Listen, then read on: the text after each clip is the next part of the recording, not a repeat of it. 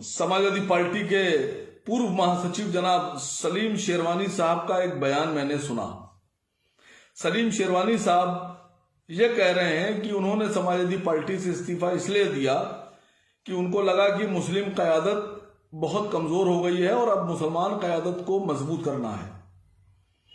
तो सलीम शेरवानी साहब, मैं आपके इस बयान का स्वागत करता हूं और मैं आपसे बताना चाहता हूं कि कश्मीर से लेकर कन्याकुमारी तक, सड़क से लेकर संसद तक, अगर मुसलमानों की लड़ाई कोई लड़ रहा है और कोई मसले मुसाइल मुसलमानों के उठा रहा है पूरी ताकत और जोश के साथ, जज्बे के साथ, तो उसका नाम है जनाब असदुद्दीन ओवैसी साहब। मैं आपसे गुजारिश कर रहा हूं कि अगर आप सच में मुस्लिम मसाइल की आवाज उठाना चाहते हैं और मुस्लिम क़यादत को मजबूत करना चाहते हैं तो आइए हमारे साथ जनाब असद ओवैसी साहब के साथ कंधे से कंधा मिलाकर मुस्लिम क़यादत को मजबूत कीजिए और मुसलमानों की लड़ाई को आगे बढ़ाइए।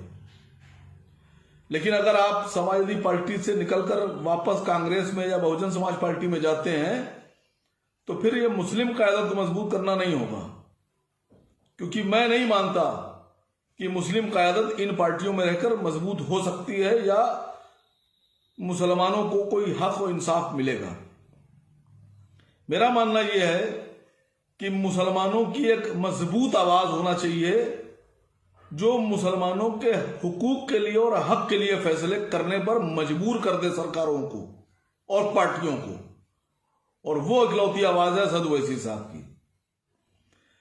कल मैं एक रात में डिबेट सुन रहा था, 8 बजे की बात है, प्राइम टाइम में एक बहुत बड़े चैनल पर एक डिबेट में समाजवादी पार्टी की एक प्रवक्ता महोदया कहने लगी कि पीडीए का मतलब होता है पिछड़ा, दलित और आदिवासी।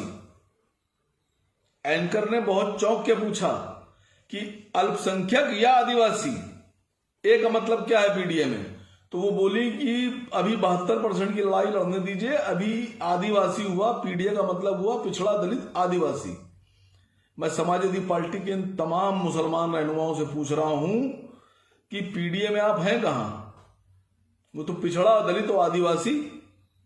पार्टी के ऑफिशियल प्रवक्ता खुद ये कह रहे हैं कि हमारे क्या अल्पसंख्यक नहीं है, हमारी जो लड़ाई है वो आदिवासियों के लिए है। तो आप वहां कर क्या रहे हैं? घास छील रहे हैं आप लोग? क्या कर रहे हैं आप लोग? जब आपकी आवाज नहीं उठाई जा सकती है, आपके राष्ट्रीय अध्यक्ष पीडीए में अल्पसंख्यकों को मानते ही नहीं है, आप यहां अल्पसंख्यक की लड़ाई या अल्पसंख्यक नाम या अल्पसंख्यक चीज ही नहीं है, तो आप वहां क्या कर रहे हैं? अब समझ में आया कि 3 राज्यसभा सदस्यों में एक भी मुसलमान इसलिए नहीं दिया गया कि बकौल समाजवादी पार्टी प्रवक्ता पीडीए में अल्पसंख्यक है ही नहीं। तो मैं आप सबसे कह रहा हूं कि इस बात पर सोचिएगा, और अगर आपको लगता है कि मैं गलत बोल रहा हूं तो कल 8 बजे के प्राइम डिबेट में, बड़े चैनल की डिबेट में, सेकंड हाफ पे जो समाजवादी पार्टी का बयान है, प्रवक्ता का बयान है, उसको गौर से सुनिएगा। जब पीडीए में आप हैं ही नहीं तो फिर आपकी बात कौन करेगा? आपके हक की लड़ाई कौन लड़ेगा? मैं आप सबको भी ऑफर दे रहा हूं, सोचिए और माइनॉरिटीज की लड़ाई लड़िए और अपनी मुस्लिम क़यादत को भी मजबूत करने की तरफ एक कदम बढ़ाइए।